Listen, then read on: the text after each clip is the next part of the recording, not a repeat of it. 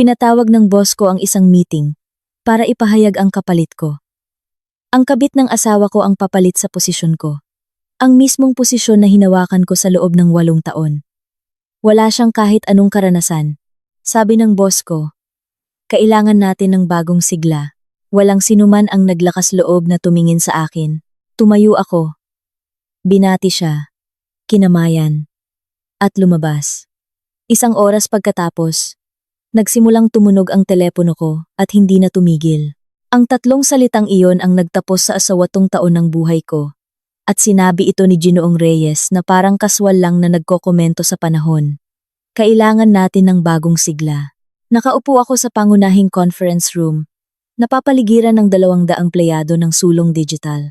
Pinapanood ko ang boss ko na ipaliwanag kung bakit ako papalitan ng isang babae na nagpo-post ng mga recipe ng acai sa Instagram.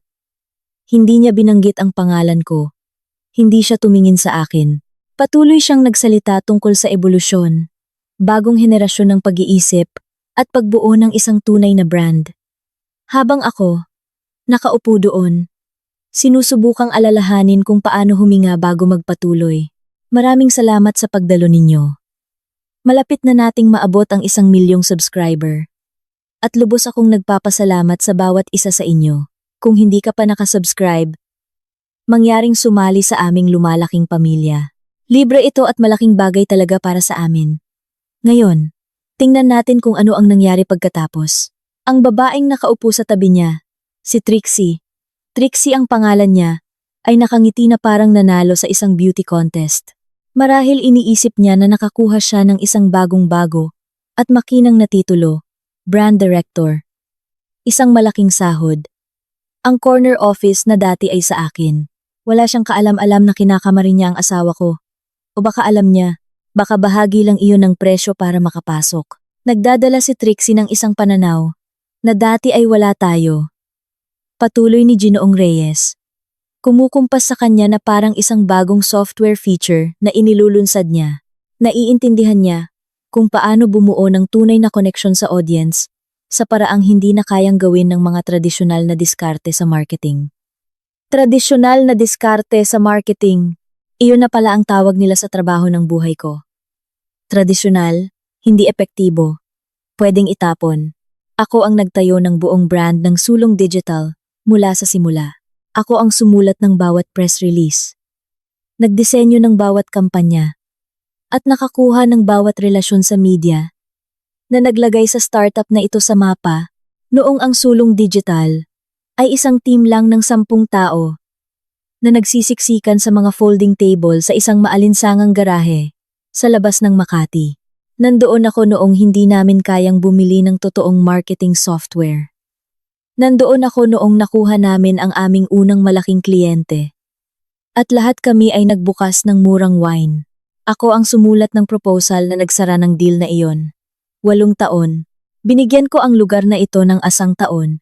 At binubura lahat iyon ni Ginoong Reyes sa isang meeting na may catering ng pandesal at iced coffee. Nagre-restructure kami para ma-optimize ang paglago, sabi ni Ginoong Reyes. At ngayon, sa wakas ay tumitingin na siya sa akin. Ang awa sa kanyang mga mata ay nagparamdam sa akin na gusto kong ihagis ang laptop ko sa salaming pader. Si Celeste ay naging pundasyon sa tagumpay ng Sulong Digital. Nagpapasalamat kami sa lahat ng kanyang binuo. Ngayon ay magpapatuloy siya sa mga bagong oportunidad. Mga bagong oportunidad. Sinabi niya iyon na parang isang pabaon. Na parang ginagawan niya ako ng malaking pabor sa pagtanggal sa akin sa harap ng lahat ng taong nakatrabaho ko.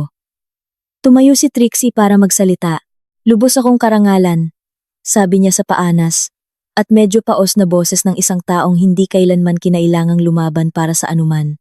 Tunay kong pinaniniwalaan na ang tunay na pagkukuwento ay tungkol sa pagkonekta sa enerhiya ng mga tao, alam niyo ba? At literal na hindi na ako makapaghintay na dalhin ang aking pananaw sa brand ng Sulong Digital. Ang kanyang pananaw. Sa aking brand. Ang brand na ako ang lumikha. Habang siya ay marahil nasa isang college org activity pa. At natututong gumamit ng mga filter sa Instagram. Tumingin ako sa paligid ng silid. Si Ben, mula sa team ko. ay nakatitig sa kanyang sapatos. Si Nina ay nakatitig ng masama sa kanyang kandungan. Si Carla, ang aking executive assistant, ay may mga tahimik na luha na dumadaloy sa kanyang mukha.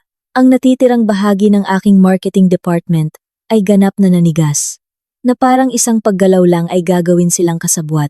Ngunit ang ibang mga tao ay tumatango. Nakangiti. Ang ilan ay pumapalakpak pa. Karamihan ay mga mas batang bagong hire. Yung mga tunay na naniniwala na ang bagong sigla ay mas mahalaga kaysa sa tunay na ROI. Nag-vibrate ang telepono ko sa bulsa ng aking blazer. Tapos ulit at ulit. Inilabas ko ito para sulyapan ang screen. 23 missed calls. Mga mensahe mula sa mga tech journalist na nagtatanong kung ano ang nangyayari. Mga screenshot ng isang Instagram post na ginawa ni Trixie kaninang umaga na nag-aanunsyo ng kanyang bagong posisyon bago ko pa malaman na mawawala sa akin ang sa akin. Sa larawan, malabo ako sa background, ngunit hindi maikakaila ang aking mukha. Ipinapakita nito ang lahat ng nararamdaman ko sa sandaling iyon, pagkabigla, pagtataksil, pagkawasak at ipinost pa rin niya ito. Ginawa niyang content ang pinakamasamang sandali ng aking karera. Nagpatuloy sa pagsasalita si Ginoong Reyes. Magkakaroon tayo ng mga transition meeting ngayong linggo para pag-usapan ang logistics. Ituturo ni Celeste kay Trixie ang mga kasalukuyang kampanya at relasyon sa kliyente. Gusto nilang ituro ko ang kapalit ko, ang babaeng kinakama ng asawa ko, ang babaeng nagnakaw ng trabaho ko. Gusto nilang ngumiti ako, maging propesyonal, at ibigay ang 8 taon ng dugo, pawis, at luha na parang walang ibig sabihin. Sama-sama nating salubungin si Trixie at suportahan siya sa transition na ito, sabi ni Ginoong Reyes. Ito ay isang kapana-panabik na ebolusyon para sa sulong digital. Ebolusyon, iyon ang tawag nila. Ang ebolusyon ay nangangailangan ng ilang bagay na mamatay para umunlad ang iba. Ako ang kailangang mamatay. Sumasagot ng mga tanong si Trixie. Ngayon, may nagtanong tungkol sa kanyang karanasan sa marketing. Nagdaldal siya tungkol sa pagbuo ng komunidad at tunay na pakikipag-ugnayan sa pamamagitan ng kanyang Instagram audience. Wala siyang binanggit na kahit isang kampanya, diskarte, metric o conversion rate. Binanggit niya ang bilang ng kanyang mga tagasunod na parang ito ay isang master's degree mula sa isang prestihiyosong business school. 200,000 followers. Mayroon akong relasyon sa mga mamamahayag na umaabot sa 200 milyong mambabasa. Mayroon akong mga kampanya na nakalikha ng tunay na kita na 7 numero. Mayroon akong 8 taon ng matitibay at nasusukat na data, ngunit wala akong bagong sigla. Mayroon akong karanasan, at tila, ang karanasan ay isang pabigat. At pumalakpak muli ang mga tao. Si Trixie ay nakangiti ng malapad, hawak ang kanyang iPhone. Marahil ay nagsusulat na ng kanyang susunod na post tungkol sa mismong sandaling ito. Tumango si Ginoong Reyes. Mukhang guminhawa, natapos na ang hindi ka nais-nais na bahagi. Wala nang tumitingin sa akin. Binura na nila ako. Naisip kong tumayo. Naisip kong lumabas sa mismong segundo na iyon. Ngunit may isang bagay na nag-angkla sa akin sa upuan. Siguro pride, siguro pagkabigla, siguro ang maliit at kaawa-awang pag-asa na ito ay isang masamang panaginip na malapit ko nang magising. At pagkatapos, ay nakita ko siya. Sa likod ng silid, malapit sa mga dobleng pinto. Si Ramon, ang asawa ko, pumunta siya para manood. Nandito siya para dito. Nagtagpo ang aming mga mata sa loob ng kalahating segundo. Pagkatapos, ay umiwas siya ng tingin. At tumama ito sa akin na parang isang suntok. Hindi siya nandoon para suportahan ako. Nandoon siya para suportahan siya. Ngunit kailangan kong maunawaan kung paano ako nakarating dito. Kung paano ko binalewala ang lahat ng halatang red flag. Kung paano gumuho ang buhay na maingat kong binuo nang hindi ko man lang napansin ang isang lamat. Ang umagang iyon ay tila pag-aari ng ibang buhay. Pumasok ako sa gusali ng sulong digital sa BGC bandang 7:30 ng umaga. Dala ang aking oat milk latte at MacBook. tulad ng bawat umaga sa loob ng 8 taon. Nagberde ang card reader. Binati ako ng receptionist. Lahat ay tila normal, maliban na hindi, at masyado akong nabulag para makita ito. Sa nakalipas na buwan, may napansin akong maliliit na bagay. Ngunit niresolba ko lang ito. Si Ginoong Reyes na umiiwas sa eye contact sa mga araw-araw na meeting. Mga budget approval na misteryosong naantala. Mga junior employee na tinuruan ko na biglang nanahimik kapag pumapasok ako sa break room. Ang aking team na tila kinakabahan, na parang naglalakad sa mga nagbabagang uling sa paligid ko. Sinabi ko sa sarili ko na ito ay karaniwang growing pains lang ng isang startup. Nagbabago ang mga kumpanya kapag lumalaki. Nagbabago ang mga tungkulin, nag-evolve ang dynamics. Nakaligtas na ako sa mga organizational restructuring dati. Iba ang pakiramdam nito. Ngunit hindi ko matukoy kung bakit. Kaninang umaga, dumaan ako sa boardroom kung saan 5 taon na ang nakalipas. Ay ipinakita ko ang aming proposal sa aming unang malaking kliyente. Noon, kami ay 10 kabataan na may mga mesa mula sa IKEA. Ngayon, sumasakop kami ng 3 palapag at may 200 empleyado. Ako ang arkitekto ng paglago na iyon. Nilikha ko ang mensahe na nakahikayat sa mga venture capitalist. Binuo ko ang mga ugnayan sa media na nagbigay sa amin ng mga papuring artikulo sa Inquirer Tech at Business World. Dinisenyo ko ang salaysay na nagbago sa sulong digital mula sa isang hindi kilalang SaaS tool tungo sa isang bigating pangalan sa industriya. Pinatunayan ito ng Wall of Fame sa pangunahing pasilyo.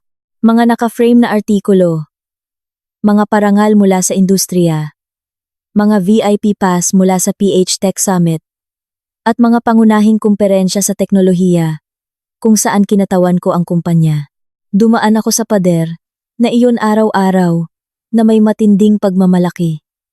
Hindi ko alam na napagdesisyonan na ni Ginoong Reyes na wala sa mga iyon ang mahalaga. Kaninang umaga, huminto ako sa desk ni Ben. Isa siya sa pinakamahuhusay kong hire. Isang junior copywriter na pinustahan ko 3 taon na ang nakalipas noong hindi man lang siya binibigyan ng interview ng ibang kumpanya. Ngayon, pinapatakbo niya ang aming buong diskarte sa content. Magandang umaga, sabi ko. Handa ka na ba para sa all-hands meeting? Tumingin siya at may kakaibang nangyari sa kanyang mukha. Hindi ito eksaktong pagkakasala o takot, isang pangit na nasa pagitan. Oo, mukhang magiging interesting. Alam mo ba kung tungkol saan? Walang sinabi si Ginoong Reyes. Bumalik siya sa kanyang mga monitor. Nang masyadong mabilis. Dapat ko siyang pinilit. Dapat ko siyang tinanong kung bakit siya mukhang sobrang hindi komportable. Ngunit abala ako inaayos sa isip ang presentasyon ng kampanya para sa ika-4 na quarter na kailangan kong ibigay sa isang kliyente kinabukasan. Sobrang nakatuon ako sa paggawa ng aking trabaho. Kaya't hindi ko napansin na ang trabaho ko ay hindi na umiiral. Si Carla, ang aking assistant, ay naghihintay sa tabi ng pinto ng aking opisina. Kasama ko siya sa loob ng 4 na taon. Alam ko ang pangalan ng kanyang mga anak, ang mga shift ng kanyang asawa, ang mga problema sa kalusugan ng kanyang ina. Nagdiwang kami ng mga promosyon at nakaligtas sa mga bangungot sa PR. Magkasama. Higit pa siya sa isang assistant. Pamilya siya. Magandang umaga, sabi ko. Binubuksan ang pinto. Ano ang ating battle plan ngayon? Nag-atubili siya sa isang iglap. Ang all-hands meeting sa tanghali. Gusto ni Ginoong Reyes na lahat ay nandoon. Alam mo ba kung tungkol saan? Isa pang micropause. Sinabi lang niya na ito ay isang mahalagang update sa kumpanya. Akala ko ito ang anunsyo ng aming Series C funding round. Pinaghirapan namin ito ng ilang buwan. Ako ang bumuo ng buong pitch deck para sa mga investor. Linggo-linggo kong pinino ang bawat slide, bawat value proposition, bawat metric. Akala ko ang meeting na ito ang aming victory lap. Diyos ko, napakatanga ko. Bandang 11:30, kinuha ko ang aking notebook at nagtungo sa pangunahing conference room. Ang pasilyo ay isang ilog ng mga tao na gumagalaw sa iisang direksyon, ngunit wala ang karaniwang bulungan. Karaniwan bago ang mga ganitong meeting, Mayroong buzz espekulasyon tungkol sa sasabihin ni Ginoong Reyes. Pustahan kung gaano katagal siya magpapaligoy-ligoy.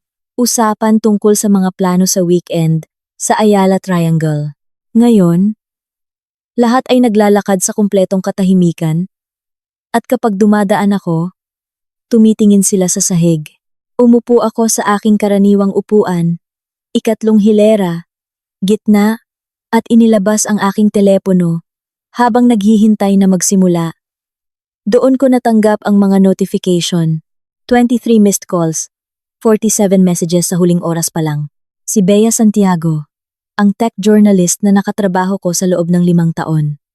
Celeste, anong nangyayari? Totoo ba ito? Si Katrina Cruz, isang marketing director mula sa isang karibal na kumpanya. Tawagan mo ako. May malaking mali. Si David Jimenez, mula sa aming external PR agency. Kailangan nating mag-usap ASAP. Bumilis ang tibok ng puso ko. Binuksan ko ang susunod na mensahe.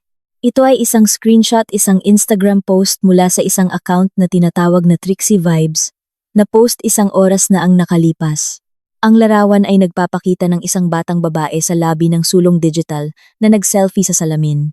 Nakangiti siya, at ang caption ay, "Bagong panahon." Sobrang grateful na i-announce ang aking bagong role bilang brand director sa sulong digital. Kapag naniniwala ka sa sarili mo, ibibigay ito ng universo. Manifesting, girl boss, brand director, ang aking posisyon, sa aking kumpanya, sa aking lobby. At sa background ng larawan, bahagyang malabo, ay ako na dumadaan. Ang aking mukha ay ganap na nakikita. Kinukuha ang eksaktong microsecond ng pagkalito at napipintong pagkawasak na hindi ko pa alam na malapit ko nang maramdaman. Isinahimpapawid niya ang aking pampublikong pagbitay bago pa ako itali sa silya. Pagkatapos ay pumasok si Ginoong Reyes, kasama si Trixie sa likod niya. At gumuho ang mundo ko. Live. Natapos ang meeting. Nagpasalamat si Ginoong Reyes sa lahat para sa kanilang flexibility sa transition na ito. Nagsimulang tumayo ang mga tao, nagsasara ng kanilang mga laptop, at lumabas para mananghalian, na parang hindi nabiyak ang lupa. Nanigas ako sa aking upuan. Ang aking team ay nanatiling nakatayo, nang sobrang hindi komportable. Hinawakan ni Carla ang aking balikat. "Celeste." Tumayo ako. Ang aking mga tuhod ay parang tubig. Ngunit tumayo sila. Naglakad ako diretso sa harap ng silid, kung saan tumatawa si Trixie sa isang bagay na sinabi ni Ginoong Reyes. Mukhang sobrang komportable sa imperyong aking binuo. "Congratulations," sabi ko. Ang aking boses ay nakakagulat na matatag. Maging si Trixie ay tila medyo nagulat. Sa malapitan, mas bata pa siyang tingnan. Mid-20s? Salamat. Inabot niya ang isang kamay. Kinamayan ko ito. Ang kanyang kamay ay mahina. Super excited akong matuto mula sa lahat ng iyong binuo. Matuto mula sa lahat ng aking binuo, habang kinukuha ang lahat ng aking binuo.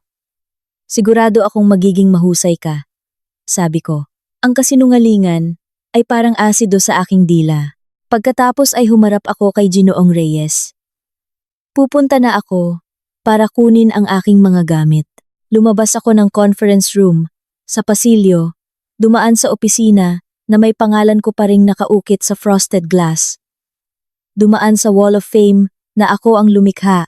Dumaan sa break room, kung saan nagpuyat ako isang gabi. Para idisenyo ang aming unang logo, ang mismong logo, na ngayon ay nasa buong Instagram ni Trixie. Dumaan sa reception kung saan tahimik na umiiyak ang receptionist. Itinulak ko ang mga salaming pinto. Tinawid ang nakakapasong parking lot, sumakay sa aking SUV, at pinaandar ang makina. Nanginginig ang aking mga kamay, kaya't halos hindi ko mahawakan ang manibela. Nagmaneho ako ng mga 5 kilometro sa isang random na coffee shop na hindi ko pa napuntahan. Pumarada ako sa pinakamalayong sulok ng parking lot. Pinatay ang aking telepono. Inihagis ito sa upuan ng pasahero at umupo sa kumpletong katahimikan, habang ang mga tectonic plate ng aking buhay ay nagkahiwa-hiwalay. Ang pagkabigla ay sobrang absoluto. Nakatitig ako sa dashboard. Sinusubukang iproseso ang matematika. 8 taon. 8 taon ng aking buhay. Mga gising ng 5 a.m. at mga panic attack. Sa hating gabi, mga weekend na isinakripisyo para perpektuhin ang mga presentasyon. Mga bakasyon na nasira dahil sa mga krisis sa PR. Mga kaarawan na ipinagdiwang sa aking desk. Dahil ang mga product launch ay hindi naghihintay. Mga anniversary dinner na naantala dahil ang mga kliyente ay humihingi ng mga sagot. Nagdugo ako para sa sulong digital at ipinagpalit ako sa isang influencer na nagpo-post ng mga generic na quote sa mga larawan ng paglubog ng araw. Bagong sigla. Iyon ang sinabi ni Ginoong Reyes. Inilatag ko ang konkretong pundasyon. Ngunit ang mga pundasyon ay hindi sexy. Gusto nila ng isang bagay na makintab. Gusto nila ng isang taong nakakaintindi ng tunay na pakikipag-ugnayan. Kahit na hindi siya marunong magbasa ng isang profit and loss statement para iligtas ang kanyang buhay. Gusto nila ng isang taong sapat na bata para iparamdam sa kanila na sila ay mga disruptor muli. At tila, ang isang taong sapat na bata para makipagtalik sa asawa ko ay ang perpektong cultural fit. Pagkatapos ng isang oras, binuksan kong muli ang aking telepono. Umilaw ang screen na parang isang slot machine. 53 missed calls, 72 messages, mga email mula sa mga mamamahayag, mga kasamahan sa industriya, mga dating kliyente, mga taong hindi ko na nakausap mula pa noong kolehiyo. Lahat ay nagtatanong ng eksaktong parehong bagay. Anong nangyari? Wala pa akong sagot. Alam ko lang na 60 minuto ang nakalipas. Mayroon akong isang kahanga-hangang karera. Isang reputasyong walang dungis. Isang team na umaasa sa akin. At isang kumpanya na hindi mag-exist kung wala ang aking talino. Ngayon, at sa paano man, ako ang huling nakakaalam na may bala na paparating sa akin. Binuksan ko ang telepono dahil kailangan ko. Dahil ang pagtatago sa isang SUV ay hindi makakaayos ng anuman. Ang screen ay nagpakita ng 89 na notification at pataas. Binuksan ko ang unang mensahe mula kay Bea Santiago. Sinusubukan kong maghintay na i-verify ito bago isulat ang artikulo. Pwede mo ba akong tawagan? Walang katuturan ito. Si Katrina, nagpadala ng 3. Nasaan ka? Okay ka lang ba? May mga screenshot ako ng lahat kung kailangan mo. Si David, mula sa PR agency. Malalaman ito ng board ng sulong digital. Ito ay isang kumpletong bangungot sa liability. Nagpatuloy ako sa pag-scroll. Mga dating kasamahan na hindi makapaniwala. Mga contacts sa tech industry na nagtatanong kung biro ba ang post. Mga kakilala na nag-aalok ng pakikiramay na nangangamoy morbid curiosity. Pagkatapos ay nakita ko ang mga mensahe mula sa aking team. Si Ben, Celeste, I'm so sorry. Si Nina, this is so wrong. Si Carla, please tell me you're okay. Alam nila, alam ng sarili kong team na papasok ako sa isang katayan. Umupo sila sa mga meeting kasama ko. Nagkukunwaring lahat ay ayos lang. Tumatawa sa aking mga biro. Tinatanggap ang aking feedback. Pinapaniwala ako na mayroon akong hinaharap sa bahay, na ako ang nagtayo. Gaano katagal na nilang alam? 1 linggo? 2?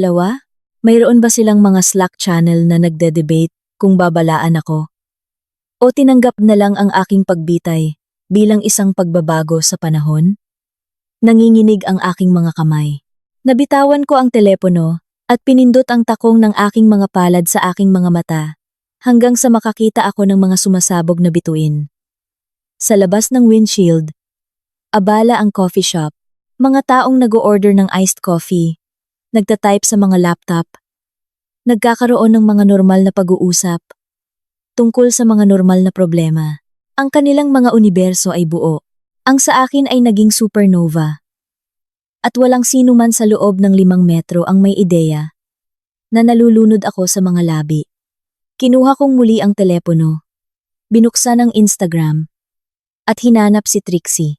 Lumabas ang kanyang profile. 201,000 followers. Nakakuha siya ng 1,000 mula pa kaninang umaga. ang kanyang bio, ay nagsasabing lifestyle creator, brand director, at sulong digital, manifesting abundance. Na-update na niya ang kanyang bio. Inangkin na niya ang aking bangkay. Ginawa niyang sandata ang aking karera para sa kanyang personal na brand. Nag-scroll ako sa kanyang feed. Mga perpektong naka-curate na acai bowls, mga selfie sa gym na may mamahaling sportswear, puting text, motivational quotes sa mga beach horizon. You are the CEO of your own life. Abundance flows to those who believe. Your vibe attracts your tribe. Wala ni isang post tungkol sa market penetration, customer acquisition cost, o data analytics. Puro magandang aesthetic at mga hungkag na kasabihan na, sa paano man ay nakahipnotismo kay Ginoong Reyes, nabigyan siya ng 6 na numerong executive role. Nagpatuloy ako sa pag-scroll, at pagkatapos ay nakita ko ito. Isang post mula 6 na buwan na ang nakalipas. Si Trixie sa isang trendy na restaurant sa BGC, nakangiti sa camera, at sa background, bahagyang malabo, ngunit hindi maikakailang malinaw, ay si Ramon, ang aking Ramon. Nakaupo sa tapat niya, tumatawa. 6 na buwan. Sila ay magkasama ng hindi bababa sa 6 na buwan. At ako ay ganap na nabulag. Nag-zoom in ako. Si Ramon ay nakasuot ng custom-made na navy blue button-down shirt na binili ko para sa kanyang kaarawan. Yung sinabi niyang mahal niya, ngunit sabi niya, ay masyadong magara para isuot sa mga normal na date namin. Ang caption ay nagsasabing, "The best conversations with the best company." Minsan, inilalagay ng universo ang tamang mga tao sa iyong landas. 33 komento na pumupuri sa kung gaano siya kaganda. Walang ni isang taong nagtatanong kung sino ang matandang lalaki sa background. Walang nagtatanong kung may asawa ba siya sa bahay. Isang digital echo chamber lang na nagdiriwang ng kanyang kaligayahan habang binubuwag ang sa akin. Bumalik ako sa kanyang pinakabagong post. Yung nag-aanunsyo ng aking posisyon. Nandoon siya sa lobby ng sulong digital, gumagawa ng peace sign, at nandoon ako sa background. Ang aking mukha ay nagsasabi ng lahat. Ang mapangwasak na pagkaunawa na lumalabas sa real time. Na-monetize niya ang aking pinakamababang punto. Ang aking kahihiyan ay nagpapalakas ng kanyang engagement metrics. 4,200 likes. 312 ka mo. Congrats, Queen. You manifested it. So proud of you. Goals talaga. Ang ilang komento ay naiiba. Sino yung babaeng wasak sa background? This is incredibly dark. May literal na katatanggal lang. Ngunit ang karamihan ay walang pakialam. Nakita lang nila ang isang magandang babae na nananalo. Hindi nila alam na ang kanyang tagumpay ay nakabatay sa corporate sabotage, pagtataksil, at ang kalkuladong pagpatay sa kabuhayan ng ibang babae. Isang komento ang nagpatigil sa akin. Isang user na hindi ko sinusundan ang nagsulat, "That's Celeste." Siya ang literal na nagtayo ng buong sulong brand. This is disgusting. May nakakaalam. Kinlik ko ang profile. Pribado ito. Ngunit ang bio ay nagsasabing, Tech Marketing Pro, BGC. Isang tao mula sa aking industriya. Isang taong nakakakilala sa ganap na kawalang katarungan nito. Isang komento lamang ito na nalunod sa dagat ng toxic positivity. Ngunit mahalaga ito dahil sa unang pagkakataon, mula nang lumabas ako sa boardroom na iyon. Naramdaman kong hindi ako ganap na nababaliw. Nag-vibrate ang aking telepono. Tumatawag si Ginoong Reyes. Tinitigan ko ang kanyang pangalan. Walang naramdaman, kundi isang malamig na kawalan. Kung saan dapat naroon ang aking galit. Hinayaan ko itong mag-ring. Tumawag siya ulit, pagkatapos ay isang text. Celeste, kailangan nating pag-usapan ang logistics ng transition. Tawagan mo ako. Logistics ng transition. Gusto niyang pag-usapan kung gaano kabilis kong mabubura ang aking mga bakas sa kumpanya, kung gaano kabilis kong maibibigay ang aking institutional knowledge sa kapalit ko, kung gaano kapropesyonal kong magkukunwaring hindi ito isang ganap na kalupitan. Isa pang text. HR naman. Hi Celeste. Handa na ang iyong separation package para i-review. Pwede ka bang pumunta bukas ng 9 a.m.? Inihanda na nila ang papeles bago pa man ako tanggalin. Mga corporate lawyer na nagsusulat ng mga non-disclosure agreement, HR na kinakalkula ang mga bayad sa bakasyon. Habang ako ay nakaupo sa mga strategy meeting na iniisip na ako ay indispensable, sinusukat na pala nila ako para sa isang kabaong. Ang tunay na pagtataksil ay hindi ang pagtanggal. Ito ay ang premeditation, ang koreografiya na idinisenyo para gawing natural na ebolusyon ang aking pag-alis sa halip na isang pagbitay. Binalikan ko ang nakaraang buwan, ang mga red flag na kusang loob kong binaliwala. Si Ginoong Reyes na umiiwas sa aking tingin. Ang aking budget na na-freeze. Mga closed-door leadership meeting, HR, na ipinagpapaliban ang aking Q3 performance review. Inorkestra nila ang lahat at masyado akong abala sa pagpapanatili ng ilaw para mapansin na ibinebenta na pala nila ang gusali. Pagkatapos ay tumunog muli ang telepono. Si Ramon. Sa pagkakataong ito, sinagot ko. Ano? Sabi ko ng pasigaw. Celeste, narinig ko ang nangyari. Okay ka lang ba? Narinig mo ang nangyari. Nagpakawala ako ng tuyo at putol-putol na tawa. Na parang hindi ka nakatayo sa likod ng silid na nanonood ng pagbitay. Katahimikan. Alam kong galit ka, sabi niya sa wakas.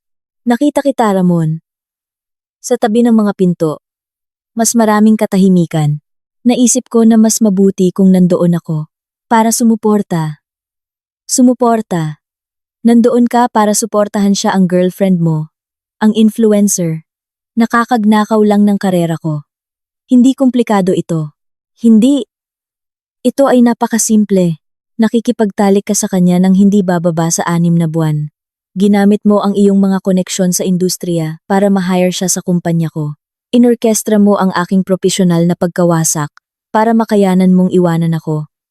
Hindi iyan ang nangyari. Liwanagin mo ako. Pagkatapos ay isang mahaba at mabigat na paghinga sa speaker. Nagkamali ako. Ngunit hindi lang ito kasalanan ko, Celeste. Ilang taon ka nang sobrang obsessed sa sulong digital na hindi mo na napapansin ang lahat. Matagal nang patay ang ating pagsasama. Ayaw mo lang itong makita, parang isang sampal. Sinusubukan niyang baligtarin ito. Sinusubukan niyang gawing kasalanan ko ang aking pagkawasak, ang aking ambisyon, ang aking pagkabulag, at ang pinaka nakakasuka na bahagi ay mayroong isang napakaliit na katotohanan dito. Oo. Obsessed ako sa sulong digital. Oo. Hindi ko napansin ang mga senyales. Ngunit hindi ko sinunog ang aming bahay. Hindi ako nagsinungaling. Hindi ko sinira ang pinansyal na buhay ng ibang tao para mapabuti ang aking buhay. Tama ka, sabi ko. Ang aking boses ay bumaba sa isang nakakatakot na kalmadong bulong. Hindi ko nakita. Hindi ko nakita na ang aking asawa sa loob ng 19 na taon ay may kakayahang ganitong antas ng purong sociopathy. Marami akong hindi nakita, Ramon. Ngunit sinigurado mo na hindi ko makikita. Celeste, binabaan ko siya. Tumawag siya agad ulit. Pinatay ko ng tuluyan ang telepono at isinilid sa glove compartment. Umupo ako sa parking lot na iyon. Sa loob ng isa pang oras. Pinapanood ang mga taga-BGC na pumapasok at lumalabas sa coffee shop. Nabubuhay ng kanilang buong buhay, habang ang sa akin ay nagdurugo. Pagkatapos ay pinaandar ko ang kotse at nagmaneho papunta sa bahay sa labas ng lungsod na binili namin ni Ramon. 12 taon na ang nakalipas, ang lugar na dapat ay aking santuwaryo. Ngunit ngayon ay parang isa na namang ari-arian, kung saan malapit na akong mapaalis. Kailangan kong makausap si Ana. Kailangan kong maunawaan kung ano ang nangyayari. Kailangan kong malaman kung gaano karami ang alam ng aking bisebenti seto.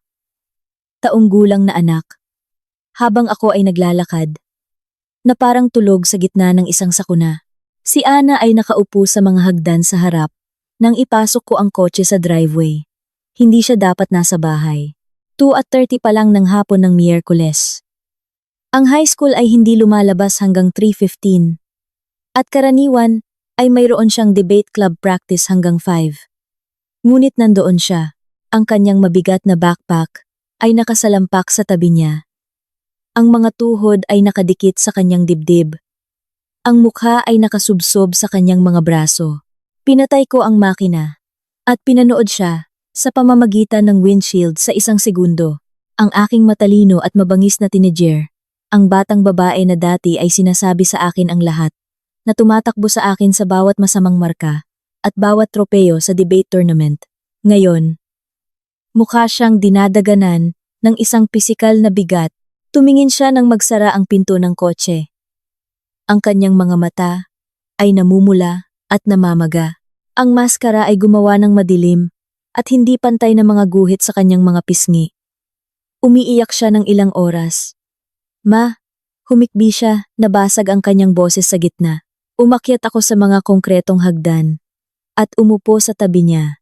Ang init ng Maynila ay nagmumula sa porch, ngunit nakaramdam ako ng sobrang lamig. Bakit wala ka sa paaralan? Hindi ako makatagal. Hindi pagkatapos kong makita ito, huminto siya, at isang bagong bugso ng luha ang bumuhos. I'm so sorry. Dapat sinabi ko sa'yo. Nanikip ang dibdib ko. Sabihin sa akin ang ano?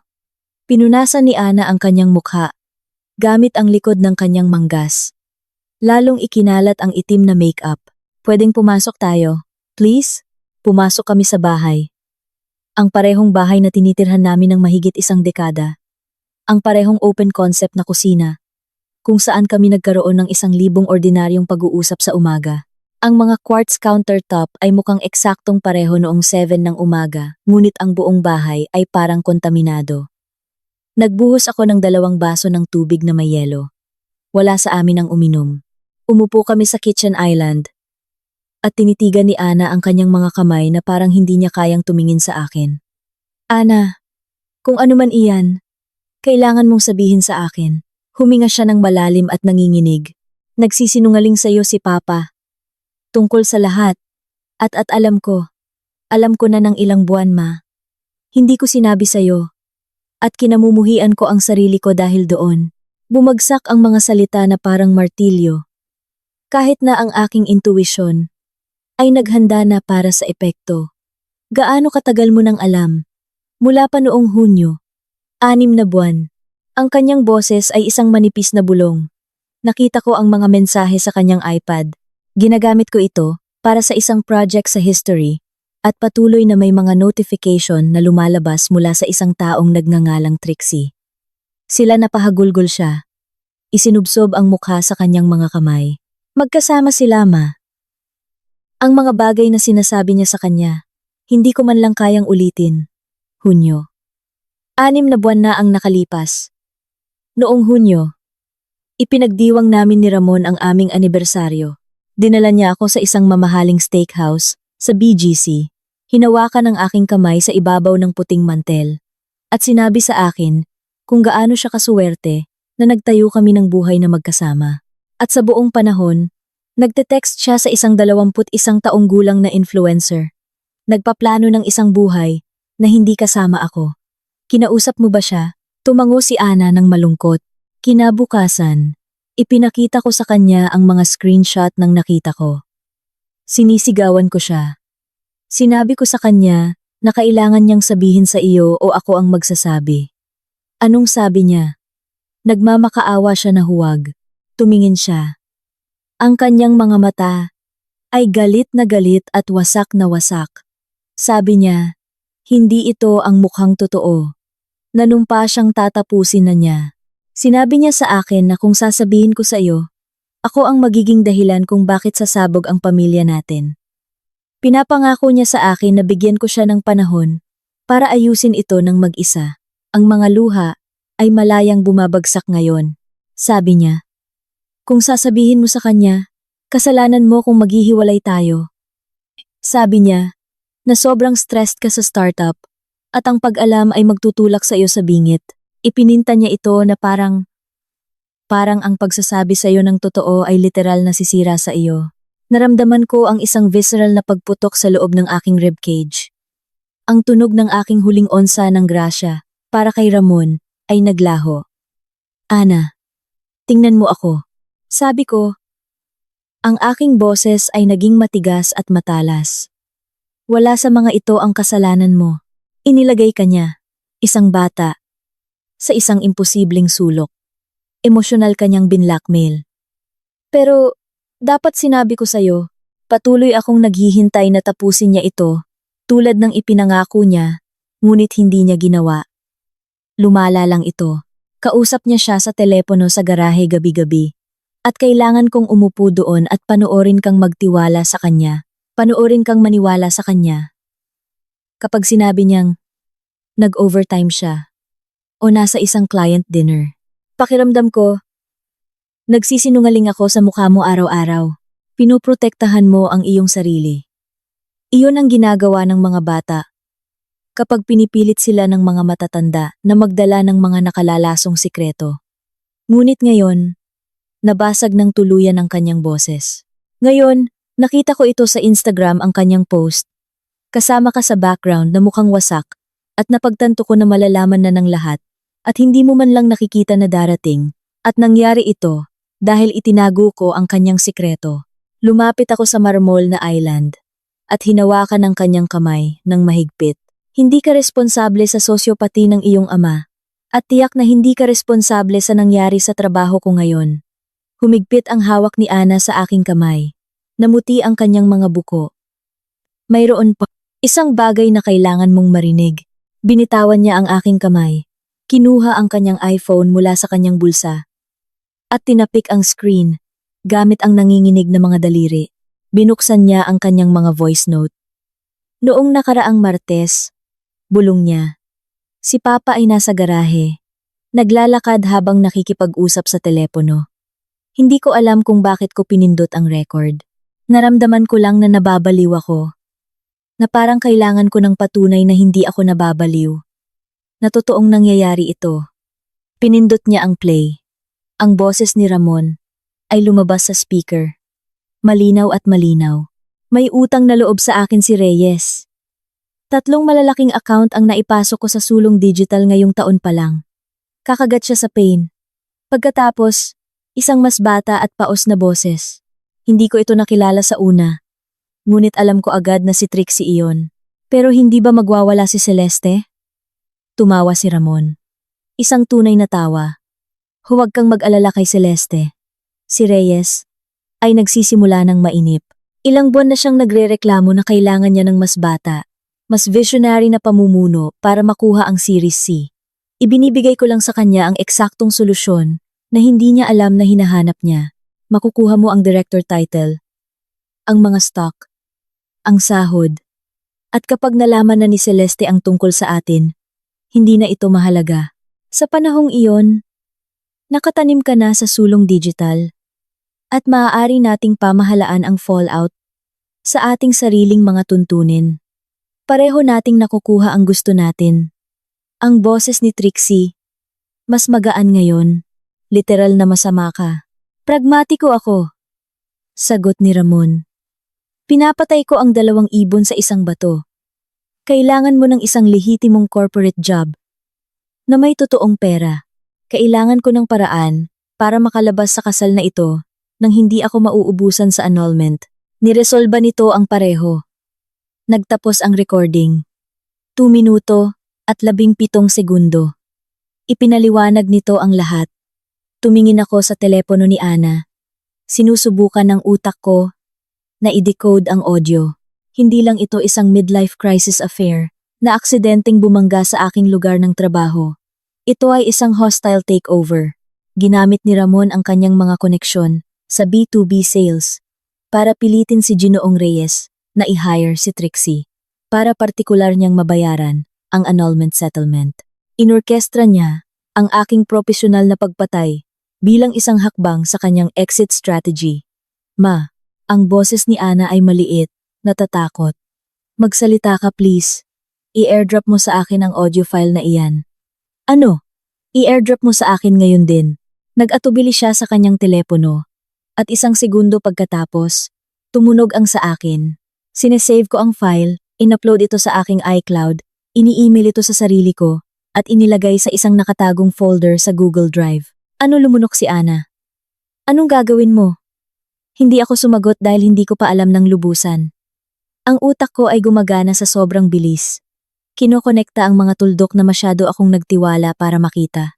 Ang logistics company ni Ramon ay nagpapadala ng mga referral na kliyente sa sulong digital.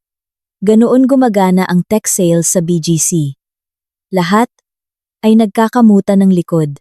Ngunit ang mga referral na iyon, ginamit niya ang leverage na iyon kay Ginoong Reyes para i-hire ang kanyang kabit. At ako, na sobrang dedikado sa aking trabaho, sobrang mayabang sa aking hindi matitinag na halaga sa kumpanya, ay hindi kailanman nakita ang kutsilyo na darating. Hindi nagising si Ginoong Reyes isang araw, at nagpa siya na masyado akong tradisyonal. Ilang buwan niyang binubulungan si Ginoong Reyes. Sinasamantala ang kanyang mga insecurity tungkol sa Series C funding. Ginagawang parang napakatalinong ideya ni Ginoong Reyes ang aking pagtanggal, samantalang ito pala ay master plan ni Ramon. Ma, tinatakot mo ako. Tumingin ako sa aking anak. Bigla siyang mukhang napakabata. Masyadong bata para dalhin ang bigat ng isang 6 na buwang psychological warfare. Masyadong bata para gamitin bilang human shield ng sarili niyang ama. Hindi ako galit sa iyo. Sabi ko, ang aking boses ay matigas na parang diamante at malinaw na parang kristal. Kailangan mong isapuso iyan. Wala kang ginawang mali. Minanipula ka ng isang matanda na dapat mong pinagkakatiwalaan. Nang lubusan, para protektahan ang kanyang sarili. At wasakin ako. Iyon ang kanyang kasalanan. Ana, hindi sa iyo. Napahagulgol siya. Humihikbi. Nakasubsob sa countertop. Hinila ko siya sa aking mga braso. Idinikit ang kanyang mukha sa aking balikat. Inuugoy siya na parang isang maliit na bata na nagising mula sa isang bangungot. Akala ko hihinto siya. Humikbi siya sa aking damit. Akala ko marerealize niyang mali siya at sasabihin niya sa'yo at pwede tayong mag-therapy at ayusin ito. Pero patuloy siyang nagsinungaling. Patuloy siyang nagsinungaling sa mukha mo. Alam ko, anak, alam ko, nanatili kaming ganoon ng matagal, magkayakap, habang ang pundasyon ng aming pamilya ay naging abo, kakaiba ang pakiramdam ng bahay. Hindi ito isang tahanan. Ito ay isang crime scene, kung saan ang mga pagtataksil ay pinlano sa umagang kape. Sa wakas, humiwalay si Ana, at pinunasan ang kanyang mukha gamit ang isang papel na napkin. So, anong mangyayari ngayon? Hindi ko pa alam ang eksaktong mga hakbang. Ngunit magiging okay tayo. Hihiwalayan mo ba siya? Ang tanong ay direkta. Praktikal. Oo, Ana. Gagawin ko. Tumango siya. Halos mukhang guminhawa. Mabuti. Isa siyang basura. Nagsimulang mag-vibrate ang aking telepono sa countertop. Kinuha ko ito mula sa glove compartment pagpasok namin. At muling bumuhos ang mga notification. 37 missed calls. 62 messages. Kinuha ko ito at nagsimulang mag-swipe. Marami pang panic messages mula sa mga mamamahayag. Dose-dosenang mula kay Ginoong Reyes. Bawat isa ay mas desperado kaysa sa nauna. 3 email mula sa HR na sinusubukang pilitin ang aking exit interview. Pagkatapos ay nakita ko ang isang text mula kay Katrina Cruz. Tawagan mo ako agad. Si Trixie ay nagpo-post ng mga TikTok mula sa opisina ng Sulong Digital at nakukunan niya ang highly classified IP sa background. This is a 5-alarm fire. Binuksan ko ang Instagram at hinanap muli ang handle ni Trixie. 4 na beses na siyang nag-post mula noong anunsyo niya kaninang umaga. Ang una ay isang get ready with me for my first day as a corporate girly video na kinunan sa isang tila marangyang kondo sa BGC. Mga designer clothes na nakakalat sa isang malinis na kama. Mga mamahaling makeup na perpektong nakaayos. Ang kanyang voice-over. First day as brand director. Literal na nanginginig pa rin ako. Manifesting works, guys. Ang pangalawa ay isa pang selfie sa lobby. Gumagawa ng peace sign. Caption. Walking into my new empire like I own the place. Because in a way, I do. Ang pangatlo ay ang binalaan sa akin ni Katrina. Isang office tour video. Naglalakad si Trixie sa open plan na espasyo ng Sulong Digital. Nagsasalaysay tungkol sa amazing vibes at cool iced coffee. Ngunit wala siyang ideya kung ano ang kinukunan niya. Dumaan siya sa isang glass-walled meeting room kung saan iniwan ng product team ang Q4 roadmap sa mga whiteboard. Mga highly confidential na feature na hindi pa namin inaanunsyo, mga launch timeline, mga tiered pricing strategy, eksaktong uri ng impormasyon na papatayin ng aming mga kakumpetensya. Pagkatapos ay kinunan niya ang kanyang sarili, na nakaupo sa isang desk ang aking desk, at sa likod niya, ganap na nababasa sa aking kredenza, ay isang nakaprint na slide deck. Nag-zoom in ako sa screen. Ito ang Series C Investor Pitch Deck, ang dapat sanang ipapakita ni Ginoong Reyes sa mga VC sa susunod na linggo. Ipinapakita nito ang aming customer acquisition cost, capital burn rate, at isang SWOT analysis na nagha-highlight sa aming pinakamalubhang kahinaan. Kakalik lang ni Trixie ng highly sensitive, proprietary corporate data sa 201,000 followers dahil gusto niyang magmukhang aesthetic sa internet. Ang ika-4 na post ay isang boomerang niya na may hawak na sulong digital branded mug, obsessed with my new corporate merch. Libo-libo ang mga komento. Karamihan ay mga heart emoji. Ngunit nagbabago na ang tono ng mga tao sa tech industry. Hey, is that internal product data on the whiteboard? Did you just leak your Series C financials? May matatanggal sa trabaho ngayon. This is the most unprofessional thing I've ever seen. Nag-screenshot ako ng lahat, bawat post, bawat komento, bawat frame ng video, kung saan nakikita ang classified na impormasyon. Pagkatapos ay nag-text ako pabalik kay Katrina. May mga screenshot ako. At mayroon pa akong iba-isang bagay tungkol sa kung paano niya eksaktong nakuha ang trabaho. Pwede ba tayong magkita bukas? Agad ang sagot ni Katrina. Oo. Opisina ko sa Salcedo Village. 9 a.m. Dalhin mo lahat. Tumingin ako kay Ana, na nanonood sa akin ng namamagang mga mata. Magiging okay tayo. Pangako. Paano mo nalaman? Dahil ginugol ko ang huling 8 taon sa pagbuo ng isang bagay na totoo. Sinunog ito ng iyong ama at ni Trixie sa isang araw, ngunit hindi nila ako sinunog. Ipinakita lang nila sa akin kung sino talaga sila. At sa unang pagkakataon, mula nang sabihin ni Ginoong Reyes ang mga salitang bagong sigla, nakaramdam ako ng higit pa. Sa pagkabigla at paghihirap, naramdaman ko ang kalinawan. Malamig, kirurhiko, ganap na katiyakan. Nang gabing iyon, pagkatapos umakyat ni Ana sa kanyang silid, umupo akong mag-isa sa kitchen island kasama ang aking MacBook at sinimulang i-dismantle ng forensically ang aking sariling buhay. Ang bahay ay nakakasakal sa katahimikan. Karaniwan, si Ramon ay nasa ibaba nanonood ng sports, umiiral sa espasyong pinagsaluhan namin ng isang dekada. Ngayong gabi, wala siya. Hindi ko alam kung nasaan siya. At wala akong pakialam. Pumasok ako sa aming mga joint bank account. Isang bagay na hindi ko na-scrutinize sa loob ng ilang buwan, marahil higit sa 1 taon. Ako ang pangunahing breadwinner. Ang aking sahod sa sulong digital ay higit sa PHP. 8 bago ang mga stock, ngunit siya ang nagbabayad ng mortgage. Namamahala sa mga bayarin sa bahay. Nangangasiwa sa mga credit card. Nagtiwala ako sa kanya. Ipinagkatiwala ko sa kanya ang aking buhay. Nagsimula akong kumuha ng mga bank statement mula sa nakalipas na 12 buwan. Nakakita ako ng mga singil sa mga mamahaling steakhouse sa BGC na hindi ko pa napuntahan. PHP 18,000, PHP 12,500, PHP 8,000. Lahat ay sinisingil sa aming joint visa. Mga hapunan na hindi ako inimbitahan. Pagkatapos ay nakakita ako ng isang paulit-ulit na transfer PHP, 150,000 bawat buwan, sa nakalipas na 7 buwan. Ang description ng vendor ay, Premium Storage Solutions. Wala kaming storage unit. Pinag-usapan naming magrenta ng isa, noong nilinis namin ang garahe noong nakaraang spring, ngunit hindi namin ginawa. Nagsimula akong maghila ng sinulid. Malalaking ATM withdrawal. PHP, 25,000 dito. PHP, 40,000 doon. Palaging tuwing Huwebes. Palaging mula sa isang ATM malapit sa opisina ni Ramon. Dolabang withdrawal sa nakalipas na 6 na buwan. na umaabot sa halos PHP 500,000. Sa hindi matukoy na cash, namamanhid ang aking mga kamay.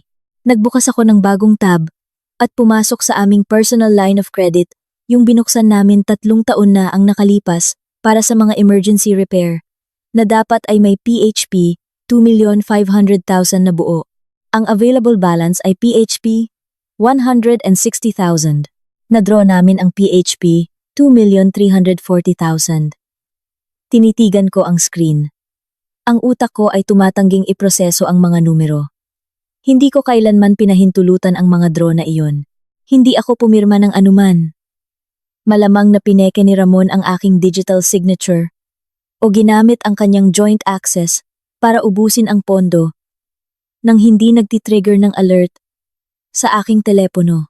Ang aming mga ipon, ang financial safety net na pinaghirapan kong buuin, ang unan para sa kolehiyo ni Ana wala na.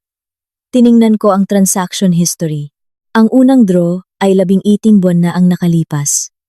PHP 250,000. Pagkatapos, isa pang PHP 400,000, 2 buwan pagkatapos. Ang mga halaga ay lumaki at naging mas madalas. Ang pinakabago ay 3 linggo na ang nakalipas. PHP 325,000. Saan napunta ang PHP 2.3 milyon? Nagbukas ako ng bagong window at pumasok sa Gmail account ni Ramon. Alam ko ang kanyang password. Ginamit niya ang parehong variation ng taon ng aming anibersaryo para sa lahat. At hindi ako kailanman nagkaroon ng dahilan para mang-usisa dati. Isang napakaliit na kislap ng pagkakasala ang tumama sa akin sa panghihimasok sa kanyang privacy. Ngunit pagkatapos ay naalala ko na inorkestra niya ang aking corporate execution at naglaho ang pagkakasala. Tinip ko ang bayad sa kanyang search bar. Daan-daang resulta ang lumabas. Nagsimula akong magbukas ng mga resibo mula sa isang domain na tinatawag na Poker Elite Global. Isang hindi reguladong offshore online gambling syndicate. Maliit na deposito sa simula PHP 2,500. PHP 5,000. Pagkatapos ay nawala sa kontrol. Nilustay niya ang 10,000 dolyar sa nakalipas na 2 taon sa paglalaro ng high-stakes online poker. Pagkatapos ay nakita ko ang mga email mula sa isang taong nagngangalang Julian Velasco. Mga subject tulad ng schedule ng pagbabayad. Kailangan nating pag-usapan ang iyong balanse. Huling babala. Malapit na ang aksyon. Binuksan ko sila. Ang aking tiyan ay bumagsak. Si Julian Velasco ay isang loan shark na nagpapanggap na debt collector. Ang tono ay nagsimula ng medyo profesional at mabilis na tumaas sa hayagang extortion. Naging pasensyoso ako, Ramon. Ngunit kailangan ko ang transfer bago ang una ng buwan. Ang interes ay nag-accumulate araw-araw. Masisira nito nang husto ang iyong profesional na reputasyon kung hindi mo aayusin ang utang na ito. May utang si Ramon kay Julian Velasco ng PHP 2,800,000. Nagpatuloy ako sa paghuhukay. Nakakita ako ng mga email sa pagitan ni Ramon at Trixie. Hindi ang mga nakakadiring romantikong email na nakita ni Ana, kundi ang mga pinansyal, mga resibo ng GCash. Nagpapadala si Ramon kay Trixie ng PHP 150,000 bawat buwan. Sa unang araw. Premium Storage Solutions. Binabayaran niya ang renta ng kanyang marangyang kondo sa BGC gamit ang aming pera habang aktibong pinaplano na makuha niya ang aking executive role. May iba pang mga transfer din. Muebles mula sa isang designer store, isang bill mula sa mekaniko para sa kanyang kotse, mga bill sa mobile phone. Pinondohan ni Ramon ang buong lifestyle ng kanyang kabit. Gamit ang equity mula sa aming bahay. Habang binubuwag ang aking karera piraso-piraso. Lumayo ako sa island. Tunay na nasusuka. Ang lawak ng panlilinlang ay nakakagulat. Hindi lang ito isang midlife crisis affair. Ito ay isang felony level na financial fraud. Ito ay kalkulado, tuloy-tuloy, at purong mali siya. At pagkatapos ay nakita ko ang email na nagpalala sa lahat. Isang email 3 buwan na ang nakalipas Mula kay Julian Velasco kay Ramon. Subject: Proposal. Ramon, mayroon akong solusyon na mag-aalis sa ating dalawa, sa putik. Nagko-consult ako sa mga tech startup. Tinutulungan silang i-optimize ang paglago at mag-scale patungo sa acquisition. Ang sulong digital ay eksaktong uri ng target na kailangan ko. Kung makukuha mo si Ginoong Reyes na makipag-meeting sa akin at i-hire ako bilang external growth advisor, papatawarin ko ang PHP 650,000 ng iyong utang. Kailangan ko ng pasok sa isang matatag na Series B company. Ipaalam mo sa akin kung mayroon kang impluensya para magawa ito. Ang sagot ni Ramon, kaya ko. May impluensya ako kay Reyes sa aking mga B2B referral. Hayaan mo akong magmaniobra. Isa pang email. 2 buwan pagkatapos. Julian, kamusta na tayo sa sulong? Ramon, mas maganda kaysa inaasahan. Paranoid si Reyes na ang kanyang mga marketing metric ay hihilahin pababa ang Series C valuation.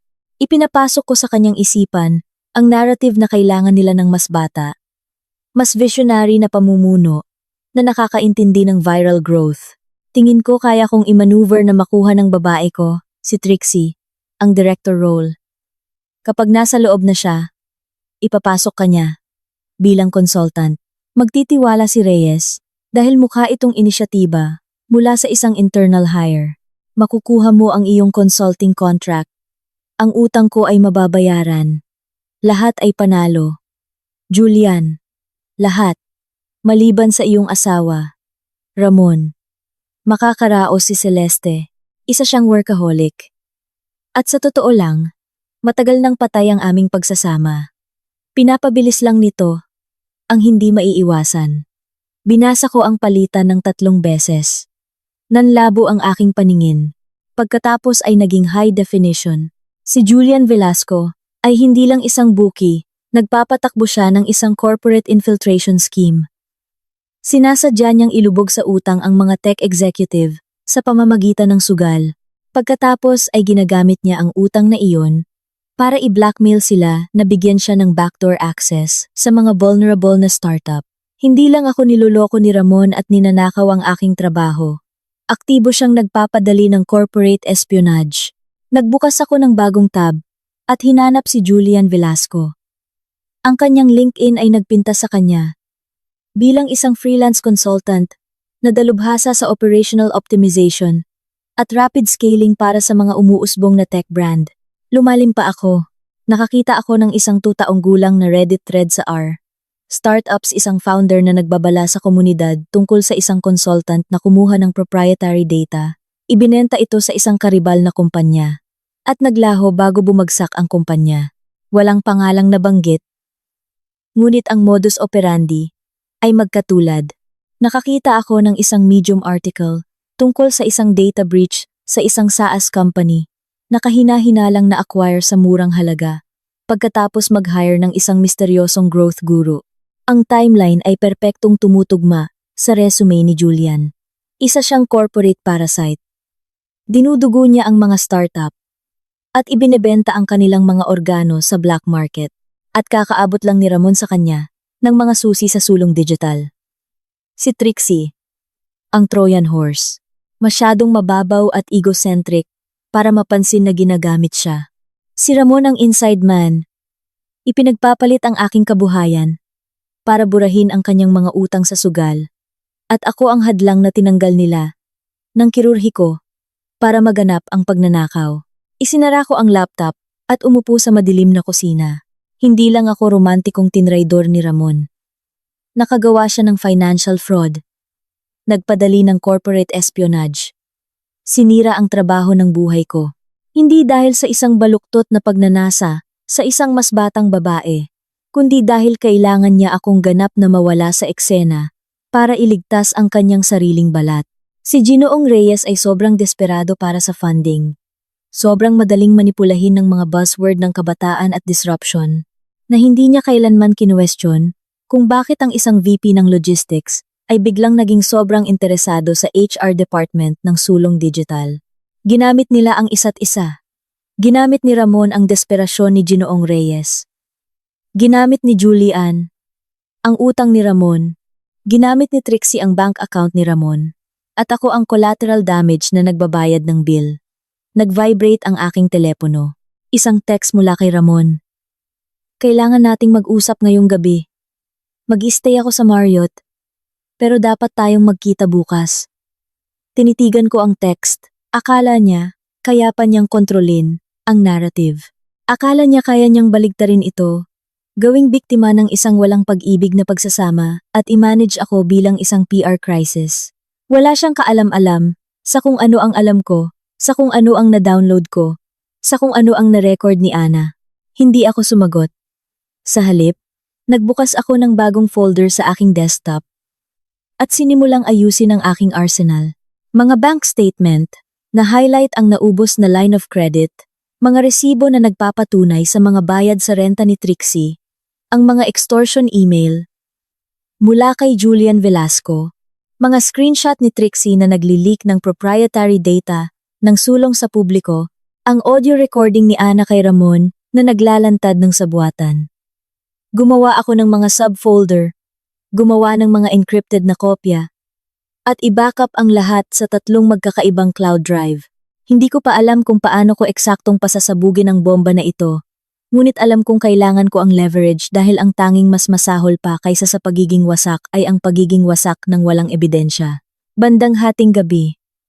Sa wakas, ay tumayo ako. Sumasakit ang aking likod. Nanlalabo ang aking mga mata mula sa asul na ilaw. At kumikirot ang aking ulo. Umakyat ako at tiningnan si Ana. Sa wakas ay natutulog na siya. Ang kanyang mukha ay namamaga pa rin. Nanatili ako sa pintuan.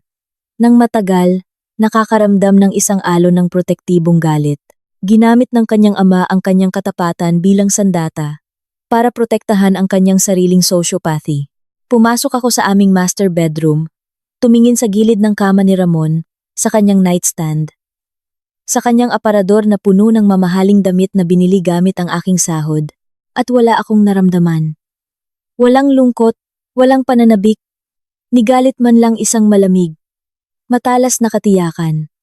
Tapos na ang pagiging taong pinangyayarihan ng mga bagay.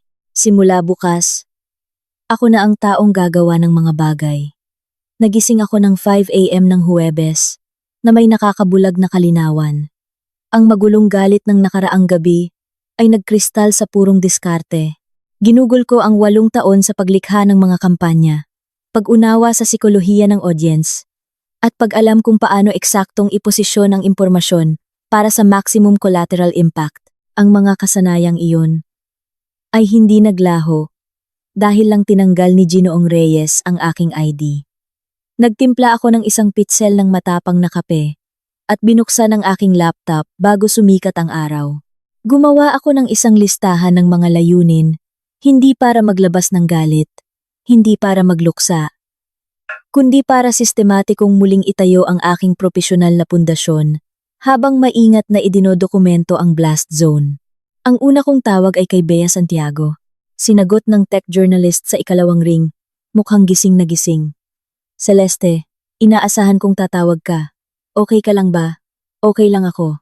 Kailangan kong magbigay sa iyo ng isang opisyal na pahayag bago ka mag-publish ng anuman. Siyempre. Sige. Pinanatili kong perpektong modulated ang aking boses. Propesyonal, hindi natitinag. Lubos akong nagpapasalamat sa aking 8 taon sa sulong digital at lubos na ipinagmamalaki ang brand equity na aming binuo. Ang kumpanya ay nagbabago ng diskarte at nagtitiwala ako sa direksyon na kanilang tinatahak. Nasasabik akong magpatuloy sa pagtatrabaho bilang isang fractional CMO at strategic consultant para sa mga umuusbong na brand. Kompletong katahimikan sa linya. Pagkatapos, that's aggressively diplomatic. Off the record, Celeste. Ano ba talaga ang nangyari? Off the record. Pinalitan ako ng isang babae na walang karanasan sa marketing na kasalukuyang nagli-leak ng Series C financial data sa kanyang pampublikong Instagram story. Diyos ko, bumulong si Bea. Nakita ko ang mga post na iyon. Kalahati ng tech Twitter sa Pinas ay nag-screenshot. At ang chismis na siya ay girlfriend ng asawa mo. Well, ginagawa nitong 10 beses na mas masama. Hindi ako magkokomento sa aking personal na buhay. Sabi ko ng mahinahon. Matalino. Kung may halaga man, lahat ng nakausap ko ay iniisip na si Ginoong Reyes ay nakagawa ng isang malaking pagkakamali. Ang mga pagkakamali ay may mga kahihinatnan, Bea. Sinisigurado ko lang na wala ako sa blast radius kapag dumating na sila. Binabaan namin. Sunod, tinawagan ko si Katrina Cruz. Sa wakas. Sumagot siya. Namatay ako sa pag-aalala. Pupunta ka pa ba ngayong umaga? Oo. 9 a.m. sa opisina mo sa Salcedo. Dala ko lahat ng hiniling mo. Mabuti. Dalhin mo ang mga screenshot. Dalhin mo ang audio na binanggit mo. Kailangan nating pag-usapan ng diskarte. Pagkatapos mag-hang up, binuksan ko ang LinkedIn. In-update ko ang aking headline. Strategic Marketing Executive. Available for fractional CMO roles. Growth Consulting. Hindi ko binanggit ang sulong digital sa headline, hindi ko kailangan. Ang aking profile ay isang kuta ng atsong taon ng nasusukat na KPIs, mga media hit, mga revenue metric, at mga nag-uumapaw na rekomendasyon mula sa malalaking kliyente. Ang trabaho ay nagsasalita para sa sarili nito. Gumawa ako ng isang maikling update pagkatapos ng 8 kamanghamanghang taon ng pagbuo ng sulong digital brand mula sa simula. Nasasabik akong magsimula ng isang bagong kabanata. Bilang isang fractional CMO, inaasahan kong makipag-partner sa mga founder na nagpapahalaga sa data-driven na diskarte at nasusukat na ROI. Bukas sa mga pag-uusap sa mga organisasyon na nagpapahalaga sa karanasan at mga resulta. Propesyonal, positibo, walang pait, walang drama. Sa loob ng 45 minuto, sumabog ang aking inbox. Mga dating vendor na nag-iiwan ng mga komento ng suporta. Mga tech recruiter na nag-DM. 3 magkakaibang SaaS company na nakipagtulungan ako dati. Nagtatanong kung mayroon akong availability para sa mga consulting contract. Pagsapit ng 7:30 ng umaga, mayroon akong 4 na introductory call na naka-schedule. Para sa susunod na linggo, lahat ay bayad na consulting gig. Wala sa mga ito ang nangangailangan na umupo ako sa isang glass office. Nagkukunwaring nirerespeto. Ang mga lalaking tingin sa akin ay disposable. Bumaba si Ana bago mag 8 a.m. Ang kanyang mga mata ay pula pa rin, ngunit ang kanyang postura ay matigas. Nakabihis siya para sa paaralan, ngunit ang bigat ng huling 24 na oras ay nakakapit sa kanya. Ma, okay ka lang ba? Mas mabuti pa sa okay. Kinukuha ko ang kontrol. Umupo siya sa island. Anong ibig sabihin yan?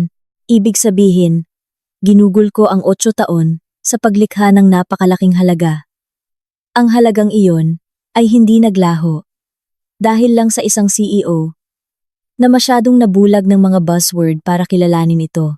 Patuloy kong gagawin ang pinakamahusay kong gawin, ngunit gagawin ko ito ng mahigpit sa aking sariling mga tuntunin mula ngayon.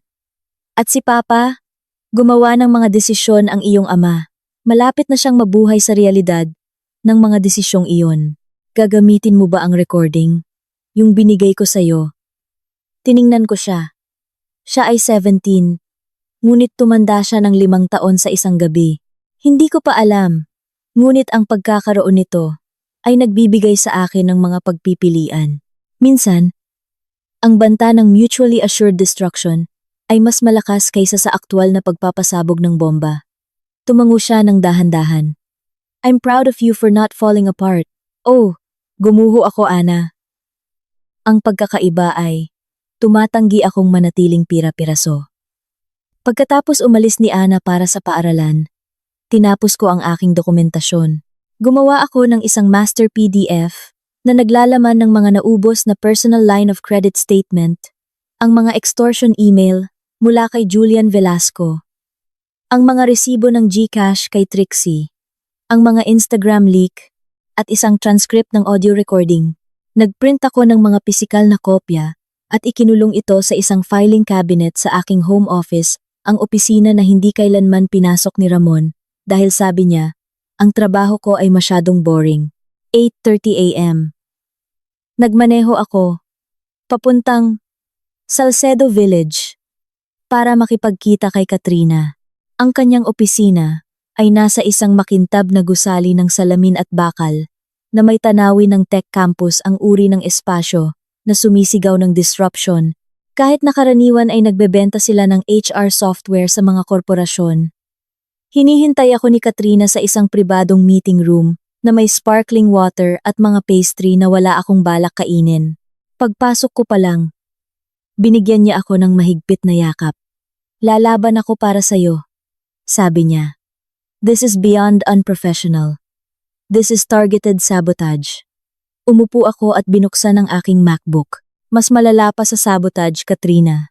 Ito ay coordinated corporate blackmail. Pinondohan ng iligal na utang sa sugal. Nanlaki ang kanyang mga mata habang ipinapaliwanag ko ang ebidensya, ang mga email mula sa bookie, ang naubos na equity, ang plano na itanim si Julian bilang isang advisor para magnakaw ng data ng sulong digital. "Celeste, this is insane," bulong niya. "This is literal corporate espionage." Totoo ito. At walang ideya si Ginoong Reyes kung ano ang pinapasok niya sa kanyang gusali. "Babalaan mo ba siya?" Nag-atubili ako. Iyon ang $1,000,000 na tanong. Hindi ko alam. Isang bahagi ko ang gustong panoorin ang kumpanya na masunog, ngunit ang kalahati ay naaalala na may mga mabubuting tao na nagtatrabaho doon. Mga taong hinire ko. Isang team na sinanay ko. Hindi nila deserve na mawalan ng kabuhayan dahil si Ginoong Reyes ay isang tanga. "Anong sabi ng abogado mo?" "Wala pa akong abogado. Iyon ang aking proyekto ngayong hapon." Inilabas ni Katrina ang kanyang telepono. "Isesend ko sa iyo ang contact ng abogado na humawak ng aking annulment. Si Attorney Fiona Cruz. Siya ay isang pating. Hindi niya tinitiis ang kalokohan. Sabihin mo na galing ka sa akin." "Salamat. Ngayon, pag-usapan natin ang totoong trabaho. Seryoso ka ba sa fractional CMO gig?" "Ganap na seryoso. Kailangan ko ng cash flow. Kailangan ko ng kumpletong autonomiya. At tumatanggi akong ilagay muli ang buong kabuhayan ko sa kamay ng isang lalaki." Ngumiti si Katrina. "Mabuti. Dahil mayroon akong 3 VC-backed startup na nangangailangan ng eksaktong ginagawa mo. Lahat sila ay nasa Series A o B. Desperado silang nangangailangan ng adult marketing leadership. Ngunit ayaw nilang magkaroon ng PHP 1250,000 executive salary sa kanilang mga libro. Magtatrabaho ka ng mga 15,020 oras sa isang linggo para sa bawat isa. Ikaw ang magtatakda ng iyong sariling oras. Maniningil ng isang brutal na retainer. At laktawan ang lahat ng internal politics. Kinakalkula ko ang mga numero. 3 kumpanya. 20 oras sa isang linggo bawat isa. Siningil mo ang PHP. 500,000 sa isang buwan bawat kliyente. Kumikita ka ng PHP 18,000,000 sa isang taon. Walang office politics. Kumpletong kontrol. Sumandal ako sa ergonomic na upuan, hinahayaang bumaha ang mga numero sa akin. Iyan ay perpekto. Alam ko, ginawa ko iyan ng 2 taon bago ko tinanggap ang full-time na CMO role na ito. Ito ang pinakamahusay na lihim sa tech. Ginagawa mo ang trabaho, bumubuo ka ng ROI, tumataas ang iyong reputasyon, at hindi mo na kailangang makipag-deal sa HR. Nag-email na ako sa mga founder kaninang umaga. Lahat sila gustong makipagkilala sa iyo sa susunod na linggo, sa unang pagkakataon sa loob ng 48 oras. Nakaramdam ako ng tunay na pag-asa, hindi bulag na optimismo, kundi isang konkreto, maisasagawang roadmap. "At ang sulong digital?" tanong ni Katrina. "Anong gagawin mo sa kanila?" Maghihintay ako na patuloy na mag-post si Trixie, na gumawa ng hakbang si Julian, na mapagtanto ni Ginoong Reyes, na pinasabog niya ang kanyang sariling Series C, at kapag sa wakas ay nagpanik sila at gumapang pabalik para sa crisis management, magpapasya ako kung karapat-dapat silang iligtas. Isang mabagal at matalas na ngiti ang lumabas sa mukha ni Katrina. Malamig. Nararapat sa kanila. Lumabas ako sa opisina ni Katrina ng 11 a.m. Napakiramdam ay baluti. Nagmaneho ako papuntang BGC para makipagkita kay Attorney Fiona Cruz, ang annulment lawyer. Nasa 50s na siya. Nakasuot ng isang impeccably tailored na suit. May pilak na buhok. At mga mata na walang nakakaligtaan. Ginugol ko ang 90 minuto sa pagpapaliwanag ng gulo, ang pagtataksil, ang naubos na home equity, ang mga utang sa sugal, ang extortion, ang corporate sabotage. Kumuha si Fiona ng masusing mga tala.